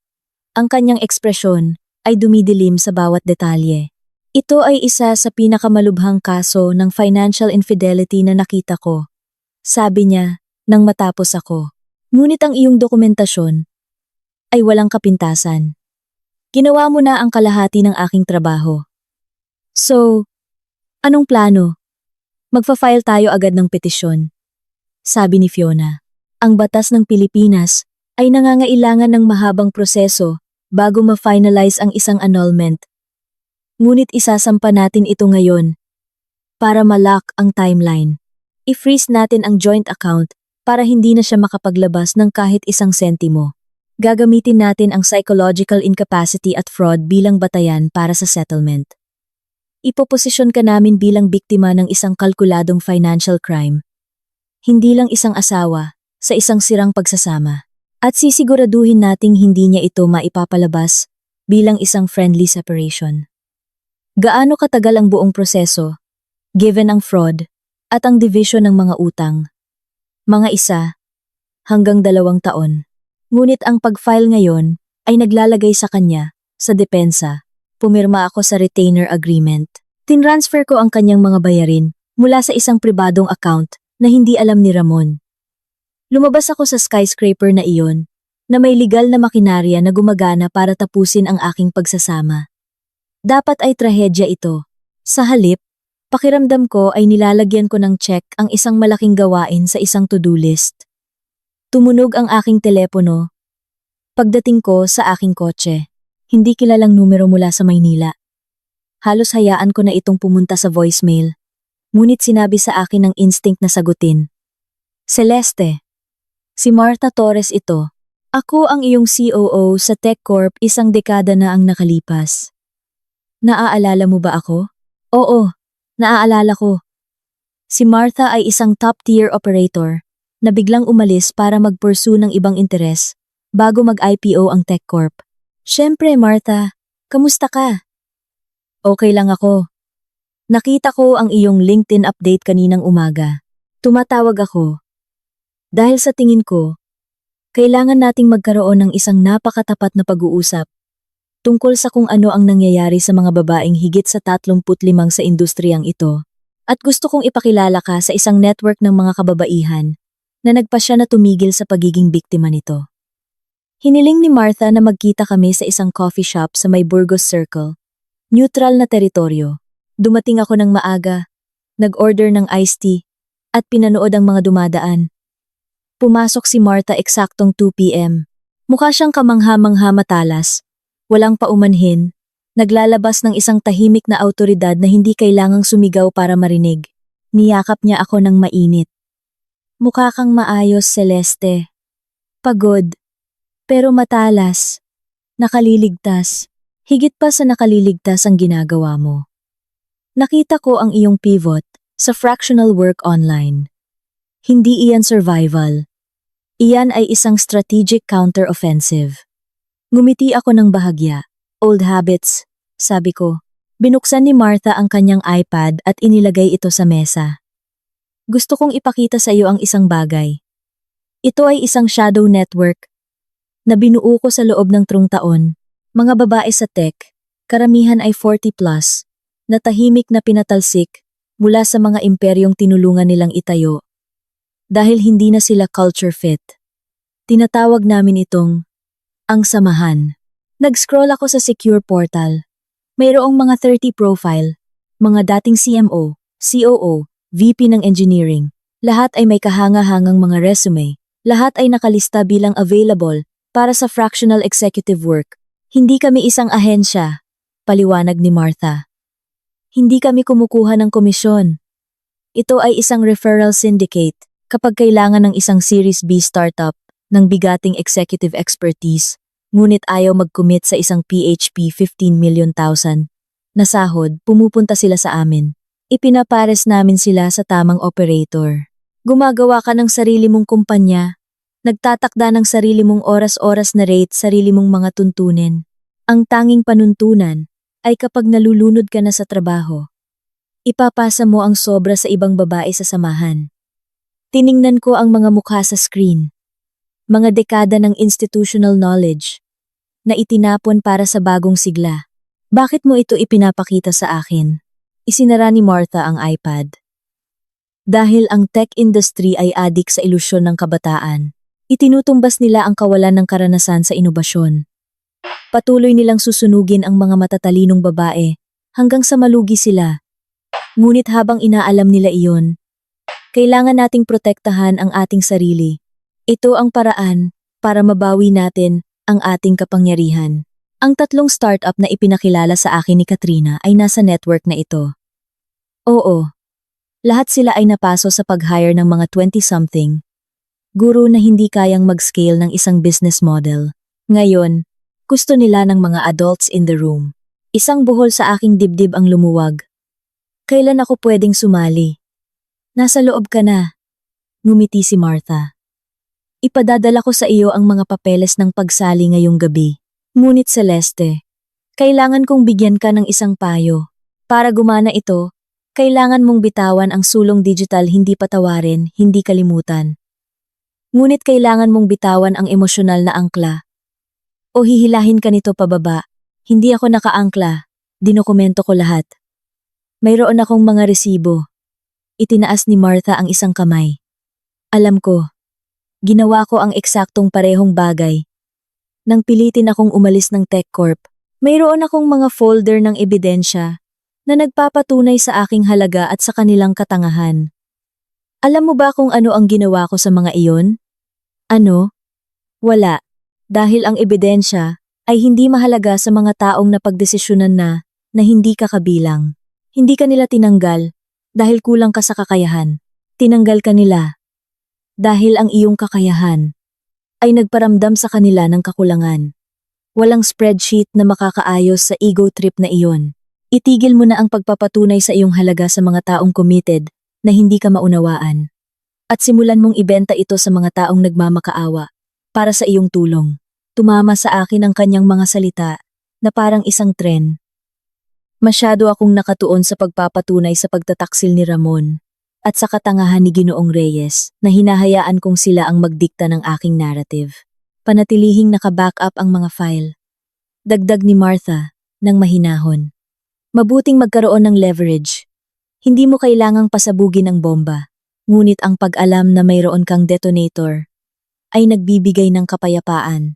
Nagmaneho ako pauwi na may malalim na pagbabago. Hindi lang ginhawa, kundi isang tunay, malawak na posibilidad. Gumagawa ng homework si Ana sa kitchen counter pagpasok ko. Binobomba ni Papa ang telepono ko. Sabi niya nang hindi tumitingin. Sabi niya, kailangan niyang makausap ka. Sabi niya, irrational ang ginagawa mo. Inilagay ko ang aking mga susi sa bowl. Sa tingin mo ba, irrational ang ginagawa ko? Isinara ni Ana ang kanyang textbook. Sa tingin ko, nakakatakot kang matalino. Gusto niyang kontrolin ang kwento. Kung kakausapin mo siya, mamanipulahin ka niya na isipin na ito ay isang mutual breakup. Huwag mo siyang bigyan ng oxygen. Kailan ka naging napakatalino? Nang makita ko ang isang matanda na nagsinungaling sa akin sa loob ng 6 na buwan, at napagtanto kong ayaw ko kailanman maging tulad niya.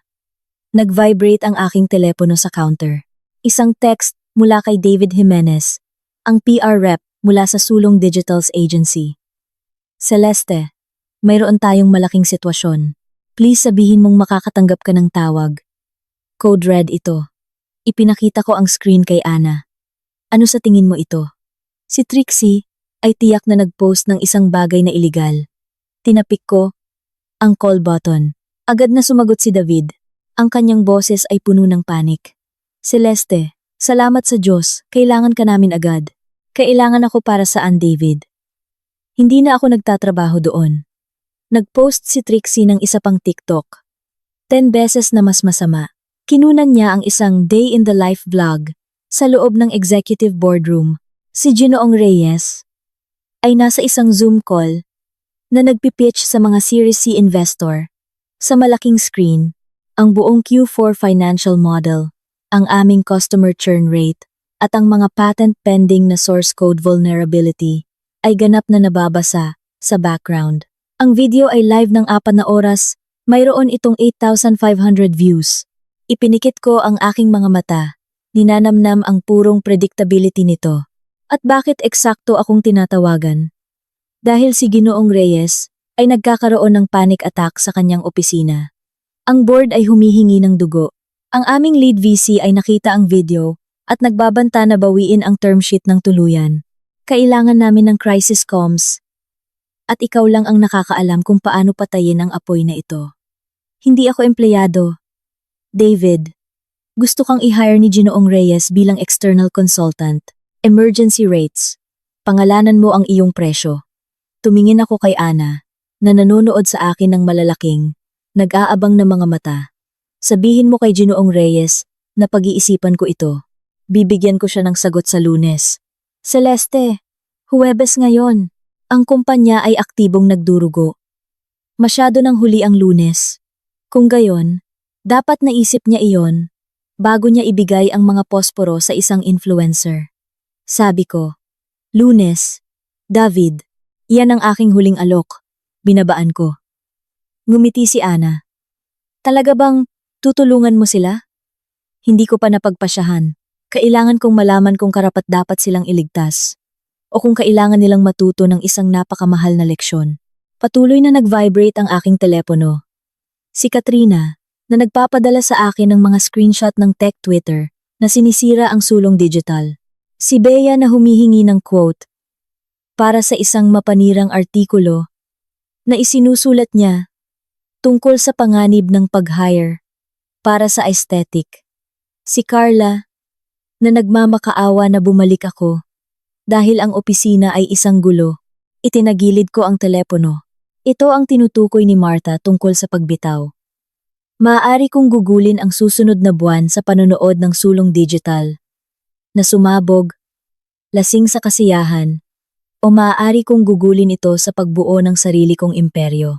Nang gabing iyon, binuksan ko ang mga kontrata na ipinadala sa akin ni Katrina para sa 3 fractional CMO roles. 60 oras sa isang buwan, PHP 1,500,000 sa isang buwan sa paulit-ulit na kita.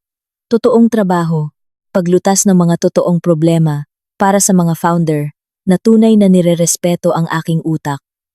Pinirmahan ko ang 3 sa pamamagitan ng DocuSign. Ipinadala ko ang aking mga retainer invoice at itinakda ang mga kick-off meeting para sa Martes.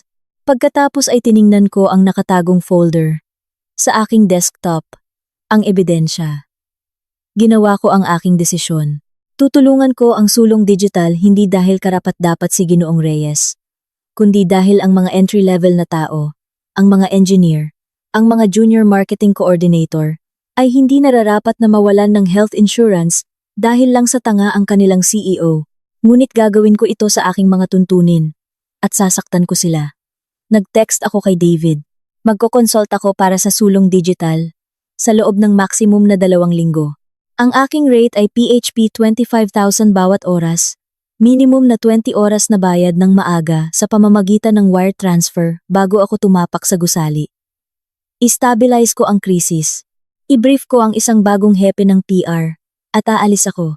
Kung sumasang-ayon si Ginoong Reyes, maaari niyang i-email sa akin ang nilagdaang kontrata ngayong gabi.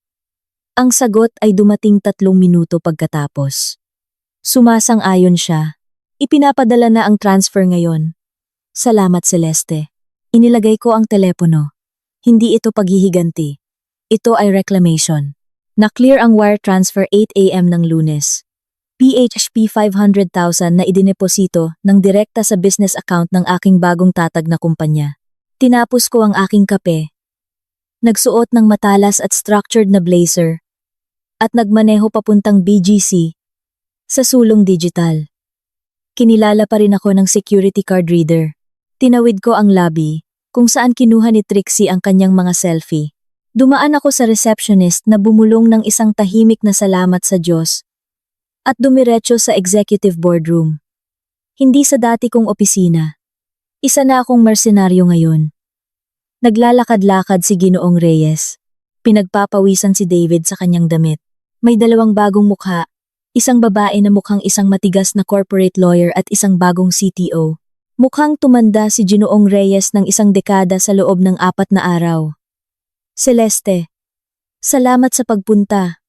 Inabot niya ang kamay para makipagkamay. Binaliwala ko ito. Inilagay ko ang aking laptop at umupo sa ulo ng mesa. Repasuhin natin ang mga pinsala. Ipinakita ng CTO ang isang slide deck. Ang breach ay sakuna. Ang leak ng roadmap ay naglantad ng mga security flaw sa back-end API. Na-screenshot ng mga kakumpetensya ang mga financial. 3 malalaking kliyente ang gumamit ng kanilang mga escape clause at umalis noong weekend. Ang Series C term sheet ay opisyal na na-freeze. Paano eksakto nating pinayagan itong mangyari? Tanong ko, nakatingin diretso kay Ginoong Reyes. Kinuskos ni Ginoong Reyes ang kanyang mga sentido. Tinanggal namin si Trixie noong Biyernes, sa sandaling nakita namin ang TikTok. Ngunit walang nagmo-monitor sa kanyang social media pagkatapos namin siyang tanggalin. Inakala namin na naiintindihan niya ang mga pangunahing protocol ng confidentiality. Nag-hire ka ng isang lifestyle influencer para mamuno sa isang tech brand at inakala mong naiintindihan niya ang corporate compliance. Hinayaan kong lumutang ang katahimikan doon, siksik at nagpapahirap. Anong kailangan niyo sa akin? Damage control. Pakiusap ni Ginoong Reyes. Mga press release. Mga mensahe sa pagpapanatili ng kliyente. Kailangan nating pigilan ang pagdurugo. Ginugol ko ang sumunod na 6 na oras sa paggawa ng eksaktong binabayaran sa akin. Gumawa ako ng mga containment statement. Inihanda ko si Ginoong Reyes para sa isang apology tour sa VC board at bumuo ng isang communication matrix para sa sales team para pakalmahin ang mga nagpapanik na kliyente. Ito ay high-stakes triage. At ginawa ko ito ng perpekto, ngunit walang isang patak ng emosyonal na pamumuhunan. Hindi ko na inililigtas ang aking baby, ginagawa ko lang ang isang trabaho. Bandang 4 p.m., hiniling ko sa CTO na ilabas ang mga system access log mula sa nakaraang buwan. Sino si Julian Velasco? Tanong ko. Itinuturo ang isang vendor profile na nag-download ng napakalaking dami ng data. Kumunot ang noo ni Ginoong Reyes. Isa siyang growth consultant. Inirekomenda siya ni Ramon. Sabi niya, henyo siya sa pre-series C scaling. Kailan siya nagsimula? Tiningnan ng CTO ang mga timestamp. Nilikha ang kanyang profile sa parehong araw na na-hire si Trixie. At teka, na-download niya ang buong Q3 customer database, ang aming mga pricing algorithm, at ang back-end source code 2 araw, bago ang TikTok leak. Pagkatapos, naging inactive ang kanyang account. Sino ang nag-authorize sa kanyang admin access? Tanong ko. Si Trixie, sabi ng CTO. Namumutla, at inaprubahan ito ni Ginoong Reyes. Tumingin ako kay Ginoong Reyes. Nakatingin siya sa screen na may ganap na takot. Napagtanto na hindi lang ito isang PR blunder. Ito ay isang pagnanakaw. Tumayo ako, isinara ang aking laptop, at tiningnan ang aking dating boss. May utang si Ramon kay Julian Velasco ng PHP, 2.8 milyon sa iligal na sugal. Ginamit niya ang kanyang leverage bilang isang vendor para pilitin kang i-hire si Trixie, para maipasok ni Trixie, si Julian, sa iyong mga server. Ninakaw ni Julian ang iyong proprietary data para ibenta sa iyong mga kakumpetensya para mabayaran ang utang ni Ramon. At ikaw, sobrang desperado na magmukhang isang visionary disruptor. Tinanggal mo ang tanging taong magpoprotekta sa iyo mula rito. Literal na bumagsak si Ginoong Reyes sa kanyang upuan. Nawala ang dugo sa kanyang mukha. Inorkestra ito ni Ramon. Para bayaran ng isang bookie? Oo. Gaano katagal mo nang alam? Sapat na. Isinilid ko ang aking laptop sa aking bag. Kailangan yung mag-hire ng isang forensic cybersecurity firm agad. Kailangan yung tumawag sa PNP. At kailangan yung magdasal na sakop ng inyong o insurance, ang corporate espionage. Dahil patay na ang inyong Series C. Celeste, please kailangan mo kaming tulungan na i-navigate ito. Doblehin namin ang iyong rate. Hindi, sabi ko, ang aking boses ay perpektong matatag. Ang aking kontrata ay para sa PR crisis management tungkol sa social media leak. Natapos ko na ang aking mga oras. Tinatapos ko ang ating kasunduan. Epektibo kaagad. Good luck, Ginoong Reyes. Lumabas ako sa gusali ng sulong digital sa huling pagkakataon. Hindi ako lumingon. Ang hangin sa labas ay mas magaan. Ang init ng Maynila ay hindi na gaanong nakakasakal. Nagmaneho ako pa uwi. Nag-order ako ng masarap na pagkain para sa amin ni Ana.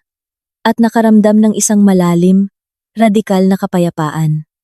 Nang gabing iyon, pagkatapos umakyat ni Ana sa kanyang silid, may kumatok sa pintuan. Tiningnan ko ang security camera. Si Ramon iyon. Mukha siyang wasak. Gusot ang kanyang damit. Wala siyang kurbata. At mukhang walang laman. Binuksan ko ang pinto. Iniwan ang security chain. Anong kailangan mo? Please, Celeste. Papasukin mo ako. Inalis ko ang kadena at umatras. Pinapasok siya sa foyer. Hindi ko siya inalok ng upuan. Nawalan ako ng trabaho, sabi niya. Nabasag ang boses. Nalaman ng kumpanya ko na nag-leak ako ng proprietary data mula sa sulong digital sa isang third party. Tinanggal ako for cause ngayon. Walang separation pay, wala. Isang trahedya. Iniwan ako ni Trixie. Sa sandaling tinanggal siya sa sulong digital, kinuha niya ang kanyang mga gamit sa kondo at lumipat sa LA. Binlock niya ang numero ko. Isa ring trahedya. Binabantaan ako ulit ni Julian.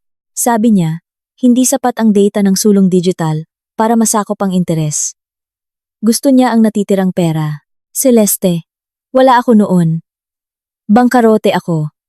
Tiningnan ko ang lalaking pinakasalan ko. 19 na taon na ang nakalipas. Ang lalaking umupo sa isang boardroom at pinanood akong patayin. Ang lalaking ginamit ang mental health ng aming anak para bumili ng oras. Wala akong naramdaman. Bakit mo ito sinasabi sa akin, Ramon? Dahil I'm so sorry. Nawala ako sa sarili. Nalulunod ako sa utang. At nagpanik. At gumawa ako ng mga kahindik-hindik na desisyon. Ngunit magkasama tayo ng halos 2 dekada. May ibig sabihin iyon.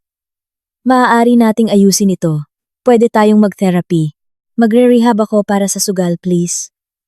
Lumapit ako sa console sa entryway. Binuksan ang drawer. At kinuha ang isang makapal na Manila envelope. Ipinadala ito sa akin ni Fiona. Sa pamamagitan ng courier kaninang hapon. Inabot ko ito sa kanya. Pirmahan mo ito. Tiningnan niya ang sobre. Nalilito. Ano ito? Ang mga papeles ng annulment.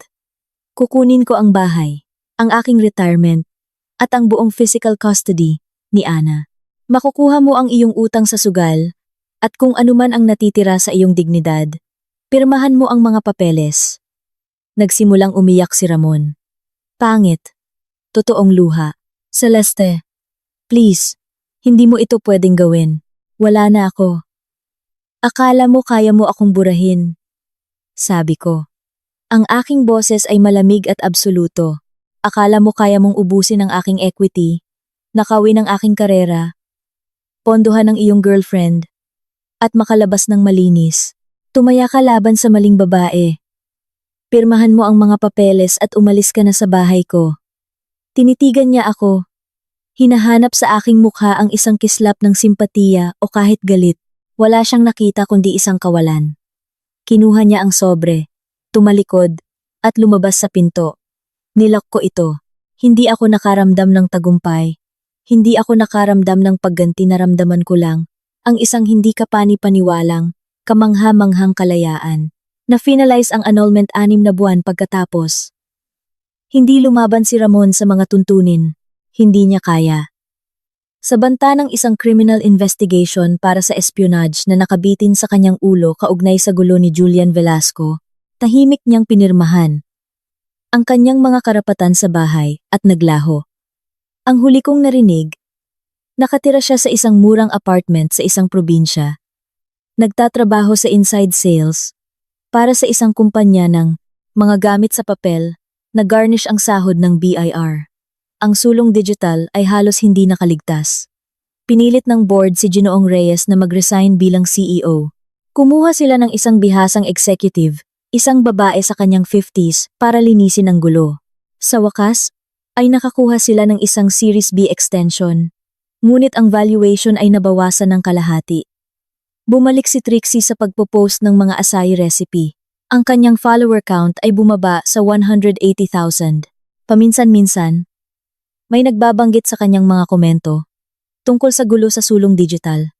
Ngunit maikli ang memorya ng internet at naglaho siya pabalik sa generic na kadiliman ng influencer. Tungkol sa akin, lumawak ang aking buhay sa mga paraan na hindi ko inaasahan. Lumago ang samahan. Ang nagsimula bilang 30 babae ay naging 100. Naging go-to shadow network kami para sa mga VC na nangangailangan ng mga competent na adults para ayusin ang mga gulo na iniwan ng mga walang karanasan na founder. Kumita ako ng PHP 20,000 sa aking unang taon bilang isang fractional CMO, nagtatrabaho ng 30 oras sa isang linggo nang mahigpit sa aking sariling mga tuntunin. Nagsimula si Ana sa kanyang unang taon sa kolehiyo. Nakatira siya sa isang dorm, ngunit umuuwi tuwing linggo para sa hapunan. Muli naming binuo ang aming relasyon sa isang pundasyon ng brutal na katapatan. Nag-therapy siya para iproseso ang manipulasyon ng kanyang ama. At nag-therapy ako para matutunang ihiwalay ang aking self-worth mula sa aking corporate productivity. Isang Sabado ng umaga, eksaktong isang taon pagkatapos ng mapaminsalang all-hands meeting na iyon, umupo ako sa aking likod bahay na may kape. Ang aking kalendaryo, para sa linggo, ay perpektong balanse, 3 strategy call, 2 deep work block, isang Biyernes na tanghalian kasama si Martha, at ang samahan. Naisip ko ang babaeng ako isang taon na ang nakalipas, nakaupo sa isang mainit na SUV. Umiiyak dahil sa isang kumpanya na hindi ako minahal pabalik. Sana masabi ko sa kanya na ang pagkawala ng lahat ay ang pinakamalaking regalo na maaari niyang matanggap. Sinunog ng apoy ang ilusyon. Ngunit iniwan nitong buo ang mga pundasyon. Hindi ko na kailangan ng isang corner office. Hindi ko kailangan ng isang CEO para i-validate ang aking halaga. Nagtayo ako ng isang imperyo ng sarili kong disenyo. At sa pagkakataong ito, walang sino man ang makakakuha nito sa akin. Kung ang kwentong ito ng kalkuladong hustisya at makapangyarihang muling pagtatayo ay nagpa-cheer sa iyo para kay Celeste, mula simula hanggang wakas, pindutin mo ang like button ngayon din. Ang paborito kong bahagi ay noong bumalik si Celeste sa sulong digital, na naniningil ng PHP, 25,000 kada oras. Pinagbabayad sila para sa mismong karanasan, na akala nila ay madali nilang mapapalitan. Ano ang paborito mong sandali? I-comment mo sa ibaba.